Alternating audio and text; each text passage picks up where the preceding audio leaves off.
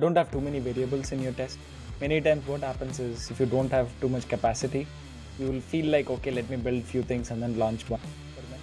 So sometimes it's very late when you do A/B testing at the final product. So you can also do prototyping and show it to users and see what performs good, right? So Once your product is matured and you need probably higher customer conversion rates or higher click-through rates, that's when probably I would use a b testing versus a prototyping or usability testing that Sidhu mentioned about. Hi everyone, welcome back to our podcast, Everything Product. We talk about latest technologies and various product management concepts. This is Funny Buyuru. I'm a product manager at a startup. This is Srinath. I'm a product manager at JP Morgan. this is Saladi. I'm a product manager working for Best Buy. So, guys, today I have a very interesting topic which is like extremely close to my heart. So, as a product manager, right, we want to learn a lot of things about the customer, and there is no easy way to find a lot of those details. But there is one proven way to get all of that is testing, especially the hypothesis testing. So, today I'm going to talk about experimentation, hypothesis testing, different types of testings that we use. How do you build a hypothesis, and what can you use to build your hypothesis and stuff? So, before we go into the topic, right, let me ask a very simple question. Why do we even need to do experimentation? So, Sidhu, let me start with you. Yeah. So I think like when we are building products, right? Whatever we actually try to build or think of building is a hypothesis, right? So experimentation helps us uh, prove the hypothesis right or wrong. Based on that, we can make decisions, data-driven decisions to build features that provide value to the user. So it's also a way for us to know very fastly what a user wants and does not want. So that's as simple as it is. Yeah, makes sense. So, we want to build things faster, build right things with minimal effort. So that's one easy way to do that. You can build some simple variations, find out what customer is understanding, what customer is doing, and based on that, we can continue to improve the products. So, Srinath, let me ask you the same question, right? So, why do you think experimentation is needed? Experimentations have been very helpful for me, especially when I am launching or building a new product. It's hard for me to engage multiple customers, online, get them talk to me, right? Like that's so tough when you are working in a large company. So it involves a lot of operational, logistic, tactical efforts. But experiments really help me to launch that quickly and get that feedback.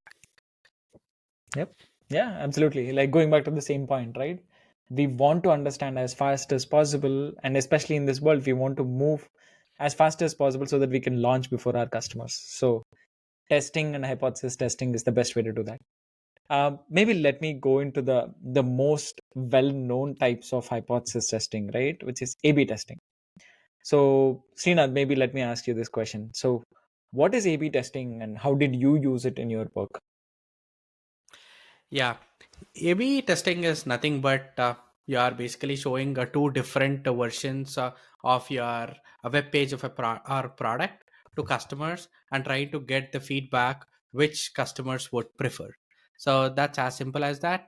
And in my work experience, I used A/B testing and one of the other testing which I'll cover later on. But A/B testing extensively, especially when I want to show an onboarding setup page for a payments product. So I was able to do an A/B testing showing different versions of that onboarding, which is very important in order for any customer to adopt a payment product, which is that onboarding flow. So I use that. It really helped me to understand which is the best and easy for customers to onboard. So that's when I used A/B testing. So, the- uh, were you changing different things within that flow and seeing how the conversion is increasing? Is that what you're trying to do there?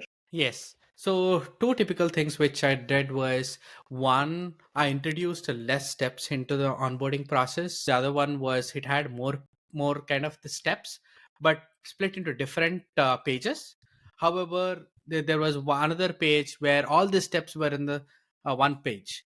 So the way what I was trying to measure was Does customer want everything in one page even though it's a lot of content, versus does customer prefer having keeping it simple, go page by page? So that's what I was trying to measure from the onboarding standpoint. Got it. So these are like multiple pages, and customers have like different variations of it. Okay, Exactly. cool. Sidhu, maybe let me jump to you. How did you use A/B testing in your career, and how was it useful for you? Yeah, so one example to my mind, right? So there was this famous test which Google conducted, and I think it's called 50 Shades of Blue or something like that. Look, they were actually experimenting with different colors for the ads which show up on Gmail, and looks like one specific color was bringing in a lot of click through rate and conversion. So they picked that, and that resulted in 200 million increase in the revenue through ads. So that's how effective A/B testing can be. Sometimes we might think this is what the right color is, but you never know unless you give it to the users and then they see it, right? On the similar lines, while I was talking through this, I know I did something similar for my newsletter previously. So previously I had a different brand, right? It was called Such Product Newsletter, and I changed it to Product Channel and rebranded it and had a new logo and all of that stuff. So with that, I was actually trying to use the same logo colors to all the newsletter format and layout and all. But surprisingly, I saw the number of subscribers go down. I didn't know why. So there is one color which Substack uses to ask users to subscribe, which is an orange color, and I was using a very bright red after that. So after that, I know I actually saw comments from people saying that it's too bright while they're looking at this on their phone. So then that was my realization, saying that sometimes you have to keep things as it is to make things work rather than you changing and experimenting with things. So that was an instance for me where it helped me validate how my results were when I changed the color of just the layout. So that's how A/B testing can help you. No, this is a good example, Sidhu, because A/B testing, typically people think that you get to a variation and then you will see higher results in terms of your metrics. But this is definitely something that I have seen in the past as well. Something will go down. Like you will think that your conversion will be higher, but it'll go down. That's actually a very good experiment if you actually figure out very fast that something is not working out for your customers. Yeah, and even it goes back to YouTube thumbnails, right? Even posts, right? Sometimes when the hook line on the top changes, right, and you try to do A/B testing, there are drastically different results, right? Sometimes the hook line just might get you 10 times more traffic, even though the content is completely different or it's not there. So that's how people react to different colors in different ways. Things are formatted. So it's there's also a lot of psychology involved in it, right? So yeah. And one thing which I often learned during the product design exercise and working closely with UX and UI teams is keeping it simple. I mean, as simple as possible is really helpful to get that product adoption. Yep. Actually, I want to give one more example, guys. This is something that I saw in one of, I think, YouTube videos or somewhere. One of Microsoft leaders was talking about it. He was like, experimentation is extremely useful. And the example he gave is there was one idea that the team had. It was very simple, like changing a couple of lines of code and then moving the content from one place to another.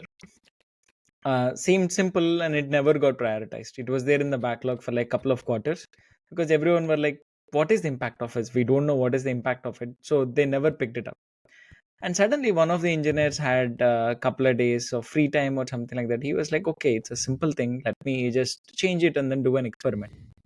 And suddenly everyone got scared because there was a huge spike in click through rate for their ads, and everyone thought it's some kind of attack or cybersecurity attack or something like that. And then what they realized is this small code change of making two lines into a single line for their ads made customers easily understand what that ad is and click on those ads. So there could be such small things that we see might not be bringing impact, but they could have like huge impact on the product. Yeah, so I want to add another example. So Mr. Beast was testing some thumbnails, and looks like for all of his thumbnails, he had his teeth out and laughing, right? So for a thumbnail which he was testing, he was smiling just like this, right? So looks like that increased the traffic a lot. So when he posted that in Twitter X, a lot of YouTubers started copying that and testing it out in their channels. So today our thumbnail is also all of us smiling. Yeah, maybe. Cool, cool. This is very interesting. Before we go to other types of testing, right? I want to also understand the pitfalls. So there are definitely several things you need to keep in mind before you do an A/B testing, conclude your A/B testing, measuring the data, etc. So let's briefly talk about that. Srinath, any tips you can give for product managers in running a good A/B testing? Yeah, few things to keep in mind are defining the goals, right? What is basically is your objective when you are basically building this A/B testing? That's one of the important stuff. And the second one is what is that exit criteria looks like? Because we cannot be on doing this experiment forever. We need to know clearly when what those timelines are, so we can come out of it. And third, we also need to make sure we have a good way to measure our the progress, as well as whether we are able to reach the goals that we are trying to achieve with that. So these are the three things that I can think of. Sidhu, what are your thoughts? Yeah, so something similar, but one addition thing I would add is, right, sometimes defining the persona is also very important, right? So for some features which you are testing, you might be catering to different personas, and when you are trying to test this with a mix of persona, you might not have the results which you are getting, right? So that's why I would also see if that's also a variable which you want to consider sometimes while testing A/B testing to get the right results. Cool. Couple of things I have in mind is one, don't have too many variables in your test. Many times, what happens is if you don't have too much capacity, you will feel like, okay, let me build few things and then launch one experiment. Don't do that, because if you do that, you will not be able to conclude your experiment. Even if you're able to conclude, you don't know what actually worked out. The second one that I would say is be mindful of external factors, because many times what happens is you will launch an experiment, another team which is using similar page launches an experiment. You might think that the results are because of yours, but it might be because of some external factors and seasonal factors as well. I mean, this is also external, but keep seasonality in mind. Many times you will build a lot of features for a seasonal thing. The traffic might be coming just because of that season, not because of your feature. So keep that in mind.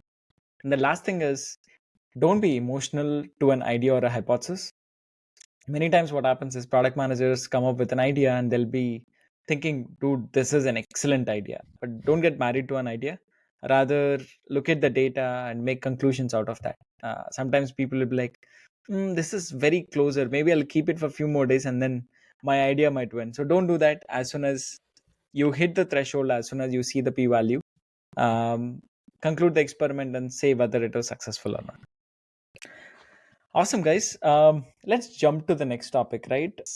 I've seen this a lot in marketing folks. Multivariate testing. This is not something very prominent, but I've seen personally happening at few places.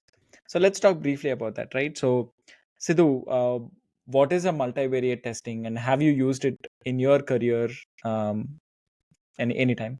Yeah, so multivariate, so A/B testing is testing two different versions, right? Multivariate is testing different things in multiple different versions and seeing, right, what is your hypothesis true or wrong. So maybe to give an example, right? Let's take a web page, right, where on one version you're testing the click to act, call to action, right? So are people responding to it? Are they enough conversions or no? The second one, maybe you're testing the color scheme of the page, right? How people are reacting to that page.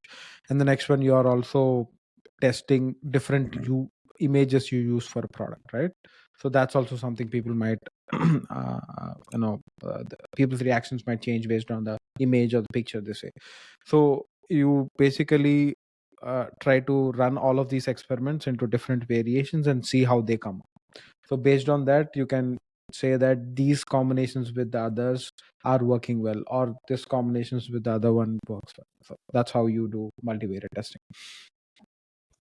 Cool. Do you have any examples that you used in Best Buy or somewhere?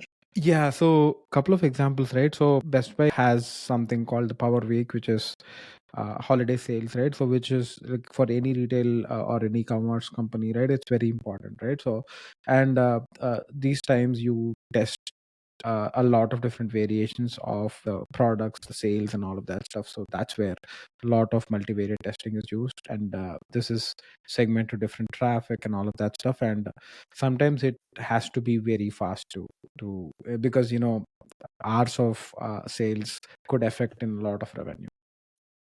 Got it. Hmm. Srinath, have you used multivariate testing anytime? I mean, I think I have a very similar example like what Sidhu just mentioned. We were basically trying to promote our the payment methods on different using different banners and various Amazon pages, and we were basically changing the font, the colors, the banners, and also the placement to figure out, understand, like, okay, where are we getting the higher click through rates, where are we getting more conversions, that kind of stuff for a particular payment method. I don't want to name it, but that was very helpful to understand when we did the multivariate testing. Nice. Yeah, I've seen this a lot in marketing. I can give you a very clear example of what I did in the past. So, one of our products is Credit Karma, right, for Intuit. And then Credit Karma launched a feature called debt management. Given that it's a very new feature, I want to call this out, right? The primary difference I see in multivariate versus A B testing. I think A B testing is typically done for established products or products that have been there for some time, which are looking for growth, which are looking for those minor changes that can bring the traffic. Multivariate testing is something where you want to grab attention of the customers so that they can do next steps. And that's what we did as well. Like in Credit Karma, we were trying to launch a new feature called debt management, and we wanted to grab that attention from the customer by putting a marketing banner. So our design team came up with 5 different variations on what is the hero image, what is the text, what is the button, etc. that eventually converted the customer. So we tested all 5 of them at the same time with the distribution of the customers. And then what we ended up seeing is one of those had like extremely higher click-through rates compared to the others. So this is where I think multivariate testing is going to be extremely useful. Cool.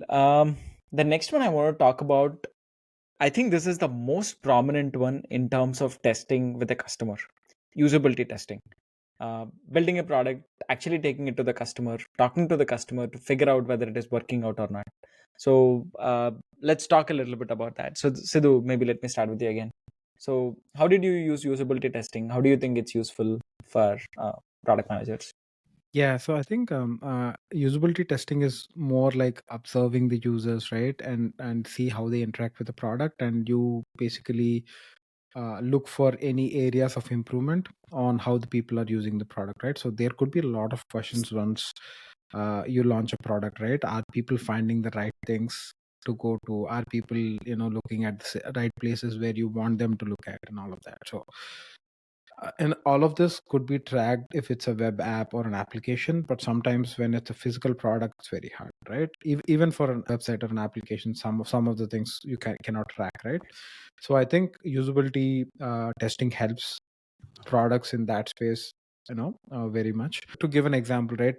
Previously, when I was working for Bosch, we used to develop automotive diagnostic tools. So these are tools which are almost, think of it as a tablet which you hook it up to the vehicle, can diagnose the vehicle, right? But sometimes when you're launching new features into that uh, uh, tablet, right, so it's, you don't know how people use that, and sometimes these procedures are very complex. It's not easy to follow. It's not as straightforward as you operate your PC, right? But when we launch these features, right, we give it to a small set of focus group of people and see how they're using it. Are they finding the right things or no. And each of the user or the user group is given a task asking, maybe they'll perform a repair procedure, how much time it takes for them to find the right space where they can activate that, and are they able to follow the instructions? If they are stuck, where are they going out? So all of these things, right? So, and some interesting things you find out is people are not able to find the right help button, right, when they are stuck, or people are not basically understanding what to click on when they move on to the next page. So these are all very interesting observations which you can take into consideration and improve the overall flow. So that's where I would use usability tests. Sidhu, were you the one who told me this example in the past where you tried out a tablet instead of having a physical button for your customer, Yeah, that's and right. they had So a very bad feedback? yeah, so I think all of these tools are used by shop technicians, and they are used to certain way of using tools, right? Then we had an initiative where we wanted to change everything into tablets, right? Because buttons, you cannot change things faster. The iteration product iterations are longer, and if it's a touch screen, you can change the layout and make updates very fast, right? But people had the muscle memory of, they were very fast in operating these diagnostic tools. When we changed that to tablets, right, people had to think before they click buttons, so that made them uncomfortable. So imagine, we had these phones before, right? I remember in our undergrad days, we used to operate phones keeping them under the bench even without looking at the keypad. Now we cannot do that, right? You remember, each button had three different alphabets, but we were still messaging and texting, right? At that time. But now we have to look at the phone to do that. I think it's a give and take, right? Sometimes you have to compromise ease of use to give more functionality and value to users. We found that, but we were able to navigate that. If we could have stuck to the button clicks, right, we would have been out of business by now. I really liked Makes your sense. phone example. I think a lot of us can relate to that. Yeah. Cool. Srinath, did you have any experiences using usability testing, and how do you like it? I'm really a fan of usability testing. I think, as Sidhu mentioned, we trying to measure the how uh, basically user friendly the product is, right? So especially this is handy when we launch new products for the first time, which are not there in the market, where you're trying to understand, is the product having any customer friction? Is this what the customers are looking for? Can the customers easily navigate and get what they want and all that stuff, right? So we used I mean, when we launched the payment method for the first time in a new country, in Europe, so we did that usability testing with a few focus group members working along with our UX team, so where we observed how the person is setting up that payment method, configuring the payment method, using various reporting and analytical efforts within the account for doing any payment reconciliation, such as those, and also how do they make payments online. So that really gave us an end-to-end picture how a customer is using our product, as well as understand various customer friction points across the journey, starting from placing the order to the payment. So overall, I mean, I'm a really fan of usability testing, and it was pretty handy. But there are definitely some cons. I mean, it takes some effort and time. You need to get people on board. You need to make sure you're all operational, tactical, logistics, and everything is ready. But Yeah. it's helpful. Yeah, usability testing, the way I would see is the quickest, because imagine you are building a product and then you want to get some feedback. You can literally go to a person sitting next to you and then say, "Hey, this is something that I built. What do you think?" Obviously, not the engineer who built it, but someone else who could use the product. The same way, right? Like, you can actually reach out to the customer, shoot some blind emails, and then find people who are interested to test the product. It's the easiest thing to do, but the problem comes when you want to scale it out. If you want Yeah. to test it out with, like, let's say you have million customers who are using your product, you can't test with 5 people and say this is good. You need a good amount of sample size. So for that, I think we go to like A/B testing, multivariate testing, and stuff. And usability testing, right? Sometimes companies use it to make it hard for users.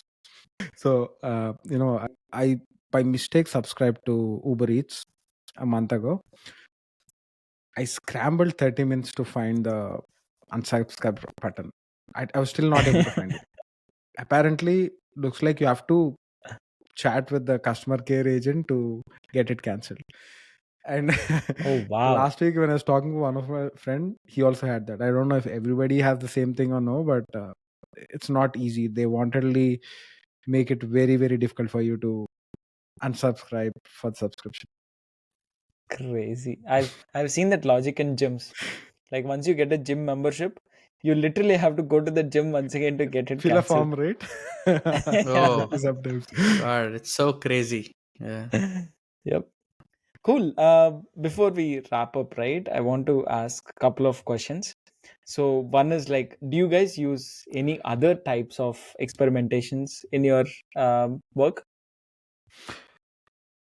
Yeah, so a couple of other things, right? Sometimes I've used surveys to do that. Uh, if you ask me how do you do experimentation with surveys, right? So there's a hypothesis saying that certain features will do good and certain features might not do good. But what I used to do is I used to send out a survey saying that imagine you have $100.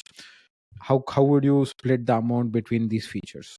So that was one way to validate if there's interest in specific feature or not for a customer. And it's not always easy to reach out to customers for usability testing and interest and all of that stuff. A quick survey could help you gauge a quick interest on what the person or group of people are wanting. So that's one way of experimenting. Do you actually give that $100, Sidhu? No. We just say that you have an imaginary currency to spend, and how do you spend that? That will tell us, like, right, people allocating the amount to more amount of feature will tell us it's really, really important for them, right? Yeah, Yeah. got it. And one other way of doing experimentation is prototypes. So sometimes it's very late when you do A/B testing at the final product. So you can also do uh, prototyping and show it to users and see what performs good, right? So that doesn't give you the complete data, but at least gives a glimpse of what people might want. The way I Makes think about A/B testing is like once you probably a product is matured and you need probably higher customer conversion rates or higher click-through rates, that's when probably I would use a A/B testing versus a prototyping or usability testing that Sidhu mentioned about. I think probably it's in the proof of concept stages and all that stuff. makes sense. Actually, let me ask one more thing, right? Um, what is the absolutely bad time to do an A/B testing? Holiday time. That is what I'll say, especially November, December. I mean, when I was in Amazon, I mean, e-commerce, right? It's so busy November and December. It's very bad timing to do any of that testing because it's everything is cute. I think you covered that earlier, but when you were telling that, I was exactly relating to that. Yeah, Yeah, maybe if it's a mature product, you do A/B testing on certain elements, but if you want to test the complete flow only after your product is released, I think that's like a lot of feedback loop, right? So you have to go through a lot of development cycle again to get all of the changes back. and to get even Yeah. those kinds of initiatives approved is gonna be extremely difficult. It's like, dude, what is the ROI of revamping the entire thing? Yeah, and I even want like to. Figma helps us with some of this stuff, right? You can build a very low fidelity prototype and do every kind of A/B testing there if you have access to That the is true. customers. It actually feels like you're using an actual product because you can actually connect everything, make sure customer clicks on it, and then make the flow go as much as you like. Yeah. That's right. Yeah. We actually did that in my previous company. We used, instead of Figma, we used InVision. It's a similar product like Figma. Yeah. So we used that. So exactly, it was a very small feature. So that's why we didn't want to do again the development efforts and all that stuff. So we wanted to get a simple feedback. So we used in that case. Cool. I have one more question. Either of you can jump in. So typically, A/B testing or hypothesis testing is catered towards front-end products, right? Front-end heavy products, which have like B2C customers using complete form or fill out application, etc., etc. Do you think back-end teams can do experimentation? So backend teams can do experimentation. What I've seen is stress testing that backend teams have often done basically invoking the different APIs to understand the stress testing part. So that's when I've seen people using. I mean, it's kind of an experiment. They're just trying to increase the load and trying to figure out, okay, if um, if our API is scalable and if that will support this much load or not. So that's how I can relate to. But I don't know if you or do have any other thoughts there. I don't know, this came up to my mind, right? So think of ChatGPT right now. So there is not much front end involved. There is like text being generated. There is nothing UI, nobody's testing anything. But honestly, if I think about it, the variations of ChatGPT is basically experimentation in the backend, because they're training a model and then getting an outcome, seeing whether it makes sense for the customer, sending the feedback loop, based on the feedback loop, updating the model again, and then coming back and giving the outcome to the customer and seeing whether the customer is liking it or not. So it is all experimentation, which is primarily driven by backend systems, either through algorithms or somewhere, but giving that feedback loop and then optimizing it. So, what do you think? Yeah, yeah. And a lot of e-commerce websites do something similar. So they have feature flags. So these are flags which are turned on and off based on the traffic That's true. and the Yep, holiday yep. event. So yeah, but I think yeah, the ChatGPT example, right? It's learning as it's Yeah. interacting with the people. So I think that'll be the future of A/B testing, right? So machine That's optimizing true. rather than a human coming in between and deciding. Yep. Yep. Yeah, I Cool. really liked your ChatGPT example. Yep. I want to ask one last thing, right, before we close the video.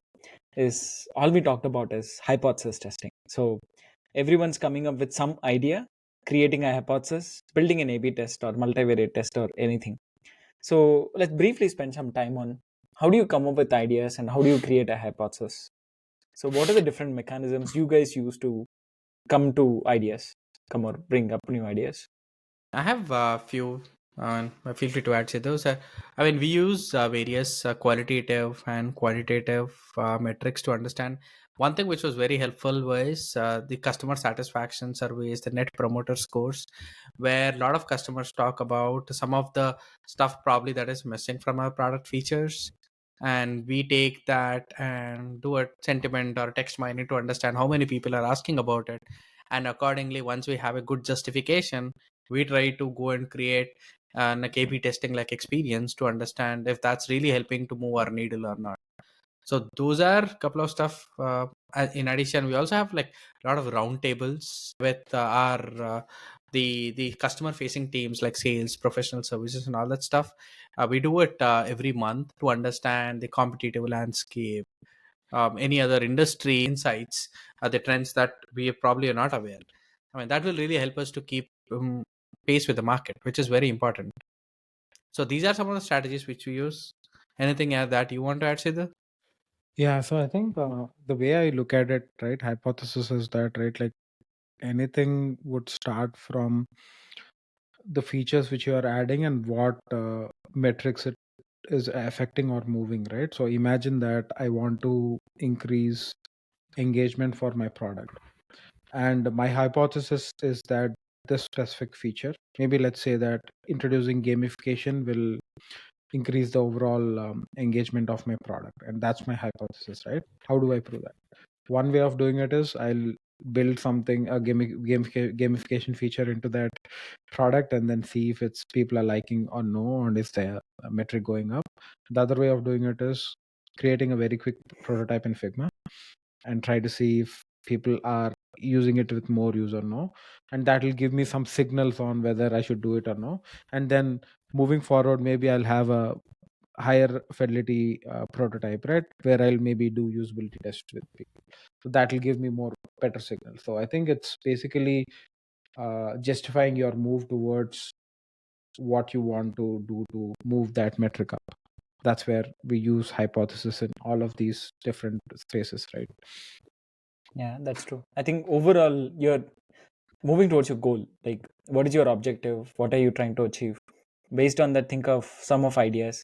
I mean, one other thing that I do a lot is doing brainstorming sessions with the team, because team in itself is observing the product in different directions. I'm sure they would be getting feedback from different people, or they might be seeing features that are not doing bad. They might be looking at customer reviews, or their friends might be coming to them and telling that, hey, why don't you improve this, etc. So, doing those brainstorming sessions with the team, and definitely including your operations, customer success teams, etc., will help you get all of those ideas, make them into hypotheses, and then finally building the features. Awesome, wonderful conversation, guys. Any other final tips? Let's do it the same way, right? If there is 2 tips that you want to give to our audience, what would that be? Sidhu, let me start with you. Yeah, so I think make sure you have a clear problem and a hypothesis which you want to prove right or wrong with the experiment which you're conducting, right? And I think that's the first step. The second step is choosing the right metrics where you want to measure. Sometimes you're saying that you want to test something, but you're measuring it a different way, which is not actually telling you if you are getting value to the users or no. So I think figuring out what the hypothesis is, defining the problem, and then getting the right metrics, and then I think analyzing it and reacting to that. So these 3 steps, if you follow the right way, I think you'll be definitely successful in experimentation. Awesome. Srinath, what do you think? The first thing that comes to my mind is keeping it simple and don't complicate experiments. That it may be hard for people to follow what drove that change. And the second, be aware of the external factors. We spoke a lot about that during this call. So be aware of, like, especially holiday times, peak times. Don't launch experiments because we might not know what is driving that needle. Cool. Maybe my tips are, the very first thing is have that experimentation mindset with the team. Many times, what happens is product managers want to try it out, but if that mindset is not there with the team, it's not going to go anywhere. Everyone will be in the thought process that, dude, I built it, I just want to launch it. But bring that mindset with the team. Second one is data focused. Like, in order for your team to be hypothesis driven, they need to be data centric as well. So bring that mindset with the team as well. And I would say explicitly keep a goal. I want to launch 5 experiments this quarter. I want to launch 20 experiments this year. So having that number itself will motivate the team to achieve that goal. So that's another tip that I would give. Awesome. Thank you for the conversation, guys. Loved it. Have a nice day. See ya. Thank you. Thanks, everyone.